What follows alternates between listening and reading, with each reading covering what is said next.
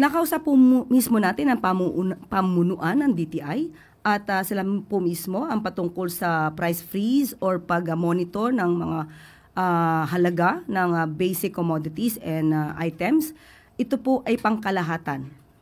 Pero sa ngayon po, hintayin po natin ang declaration mismo na manggagaling sa Pangulo dahil kanina lamang po ay kanyang inaprubahan ito. At ang rekomendasyon po ng NDRRMC ay inaprubahan, pero hintayin po natin mismo yung pinaka-declaration of national state of calamity at doon natin makikita kung ano po yung pinaka-detalye. Pero in general po, sinabi po ng DTI na patungkol po sa presyo ng mga basic commodities, pangkalahatan po ito. So, nationwide, ma'am, na magpapa-price? Opo, yan po yung pinaka-general.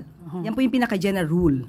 Pero hintayin po natin ang pagpapalabas po mismo ng deklarasyon na magbumula sa ating Pangulo at tignan natin po yung pinaka-detalye ng nilalaman po ng deklarasyon.